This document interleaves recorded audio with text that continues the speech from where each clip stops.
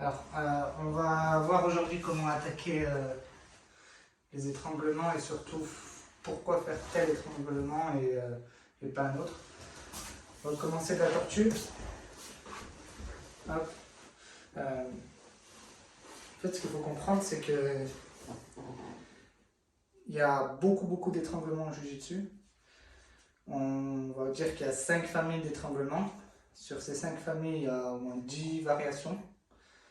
Ensuite, si on compte les positions dans lesquelles on peut les faire, ben on multiplie par 5. Et si on rajoute les setups du type clé de bras, étranglement à droite, étranglement à gauche, on en a un nombre infini. Donc, c'est très dur de se repérer. Et ce qui est important de comprendre, c'est pourquoi on va faire tel étranglement ou tel étranglement. Alors, on va commencer par le basique.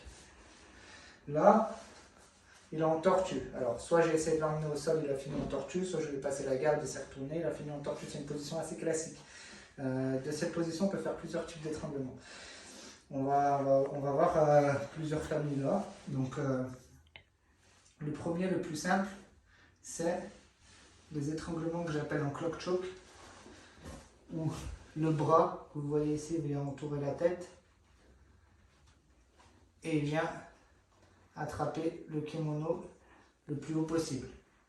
Quand je suis ici, en fait, j'ai possibilité de l'étrangler de deux manières. Soit je vais réussir à mettre mes crochets et on sera sur un étranglement du type buenaro ou étranglement arrière, soit j'ai pas possibilité de mettre les crochets et du coup je serai dans une position de clock choke, étranglement en horloge. Donc on va voir d'abord l'étranglement clock choke. Ce qu'il faut, c'est que je puisse, avec le bras qui tire le kimono, lever au maximum. Là, vous voyez, ça l'étrangle déjà. Pour mettre encore plus de pression, je vais devoir essayer de passer par-dessus lui, ici, au niveau de la ligne de ses épaules. Je ne suis pas obligé d'aller sur sa tête. Si je vais sur sa tête, c'est encore mieux. Et là, ensuite, je vais venir tirer. On appelle ça étranglement clock choke, étranglement d'horloge, parce qu'il va faire un mouvement de rotation ici. Et il va taper. Cette main, elle n'est pas inactive. Il faut qu'elle vienne attraper soit dessous, soit au pantalon. Il faut qu'elle fasse quelque chose. Donc, en général, je suis ici, je viens contrôler, j'ouvre. Je me déplace. Et là, soit j'attrape la main et je relève, soit j'attrape le pantalon ici et je tire, soit je passe par-dessous et je tire. Deuxième point de détail, ma tête elle va essayer d'aller se poser au sol, ce qui fait que j'aurai beaucoup plus de pression avec mes hanches. Tous les étranglements, il y a un mouvement de tirage, il y en a très peu avec un mouvement de poussée.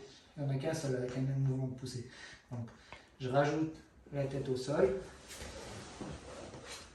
Et là, il tape tout de suite. Bien sûr, dans cette position, je peux continuer à attaquer le dos. Bing, bing, bing. Et je passe, je prends le dos. Ce qui me ramène au deuxième étranglement qu'on va voir tout de suite, qui est l'étranglement où je viens, pareil, de la même manière, ouvrir ici. Mais là, j'ai la possibilité de mettre mon crochet, peut-être parce qu'il tend sa jambe pour pouvoir se rediriger vers moi, ou peut-être parce qu'il est simplement ouvert. Là, je vais mettre une cale au niveau de son dos, juste pour pouvoir me lever. Et quand je vais me lever, je vais passer ma jambe par-dessus. Une fois que j'ai passé ma jambe par-dessus, je vais venir attraper son kimono. Pareil, au niveau de la jambe ici, ou alors l'entourer. Et mon but, c'est d'aller poser ma tête et d'aller regarder du côté de sa tête à lui. Ici. Une fois que je suis ici, tire et j'étrangle. J'ai possibilité de retourner et d'étrangler encore. Avec mon coude, je vais bien descendre au niveau de mes hanches. Et avec mes genoux, je viens lever un peu plus mon bras. C'est ce qu'on appelle l'étranglement en buenaro, arc et flèche. Là, je viens ici comme pour le clock choke, sauf que là, il est ouvert, donc j'ai pas besoin de me soucier pour mettre les crochets. Je vais venir passer par-dessus. Je me lève, c'est la partie la plus délicate. Je mets un premier crochet. Soit j'attrape le pantalon, soit j'entoure. je vais poser ma tête au sol ou simplement mon épaule en roulant. Là, je vais le faire en roulant pour cette fois. Et je me retrouve directement dans la position du Boenaro. Comme tous les étranglements arrière, je vais devoir chercher un angle. Je vais passer ma jambe par-dessus et je vais tirer.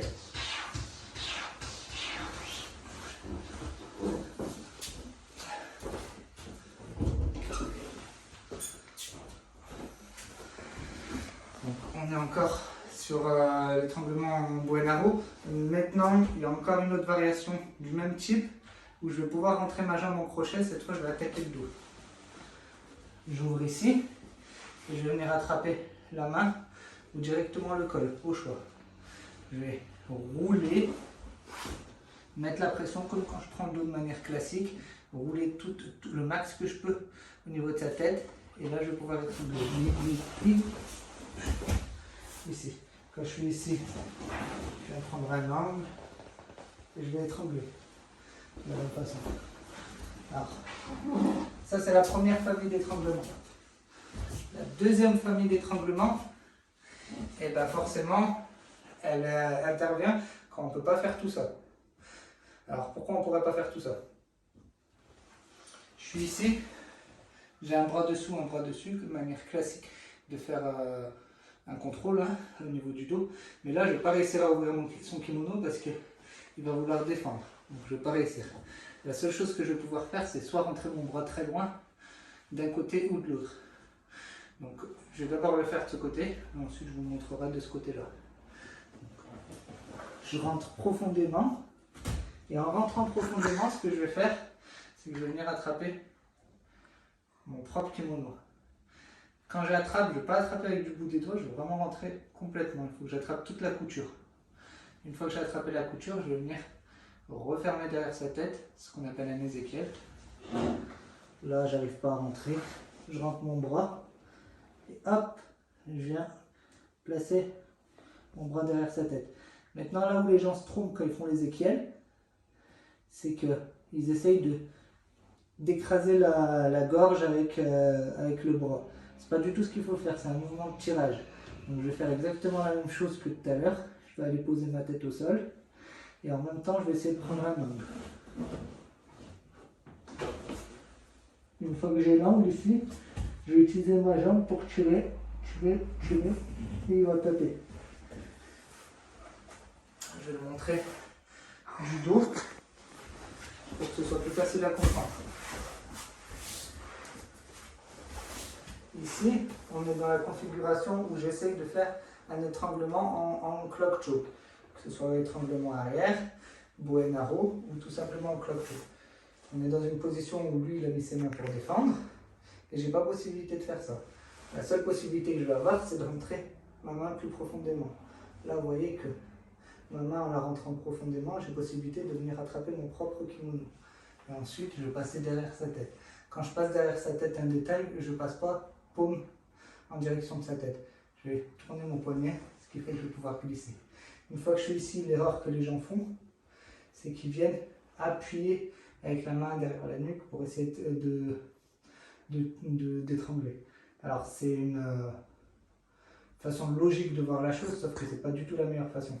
La meilleure façon, c'est de tirer avec la main qui est dessous, de tirer ici.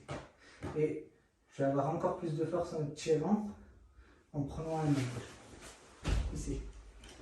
Là, je suis à peu près sûr d'étrangler, même s'il pousse avec son bras. Vous voyez que dans les équiels, je n'ai pas besoin que son bras soit enlevé. Mais rien ne m'empêche de faire un ézéchiel avec le bras enlevé. Là, vous comprenez tout de suite la position de ma main. Elle est sur le côté. Elle n'est pas en face, comme on peut le voir souvent. Elle n'est pas comme ça. Là c'est cette main qui va essayer d'écraser la gorge. Ça ne marchera pas. Là, cette main, elle va tirer. Elle tire comme pour tous les étranglements. Que ce soit ici, hop, ou ici. C'est la même chose. Je peux le faire dans l'autre sens, en venant ici. C'est pareil, c'est un ézéchiel aussi. Ça marche pareil. Deuxième famille d'étranglement. On est en position de montée cette fois. Voilà. Les équelles, on peut le faire de la position du dos ou de la position ici. Ça marche pareil. Je tire avec mon bras. Ça peut arriver quand je vais faire un katagatame. Un katagatame, ça marche pas pour X raison. Je viens préparer mon ézéchiel. Une fois que j'ai placé mon ézéchiel ici,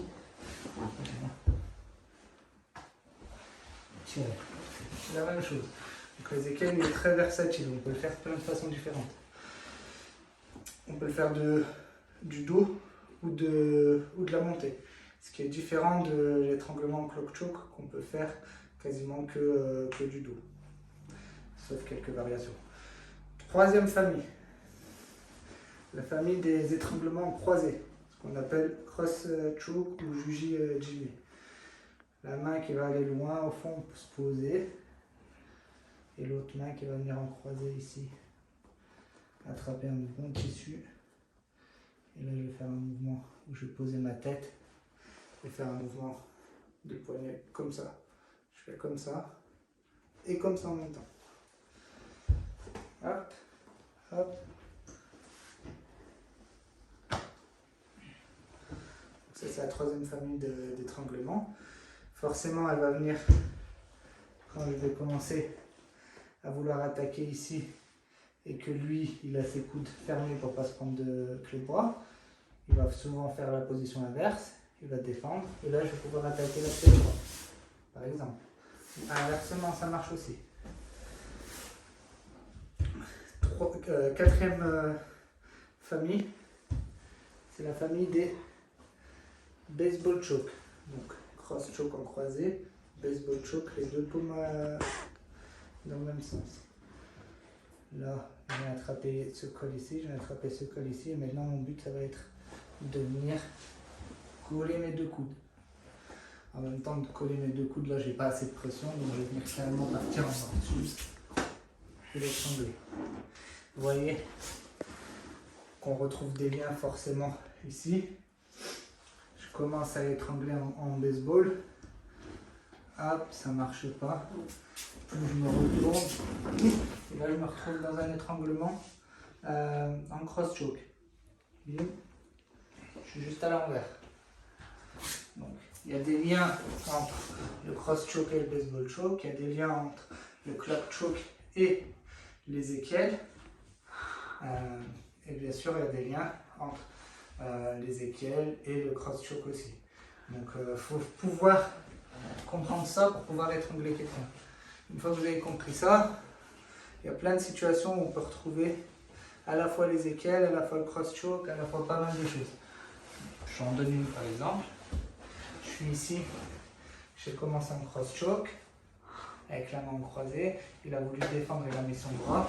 Je tire pour faire un bravo, ça marche pas. Je vais passer en cross choke avec le bras. Ça ne marche pas. Je vais baisser sa tête et venir en ézéchiel ici.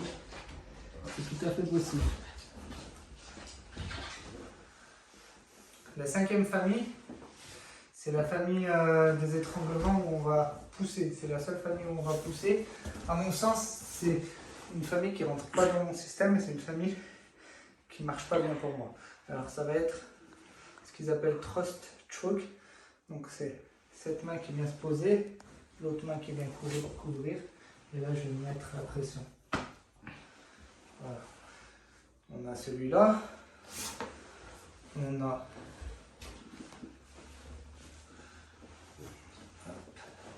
celui où je vais attraper ici, ici. Et pareil, je vais mettre la pression. Ici. C'est la même chose. Je vais venir attraper mon propre bras et mettre la pression. C'est la même chose. C'est la cinquième famille, on ne va pas s'attarder dessus. Mais en gros, c'est ça, ce qu'il faut retenir, c'est qu'il y a 4 familles principales dans lesquelles notre système va évoluer. C'est bon.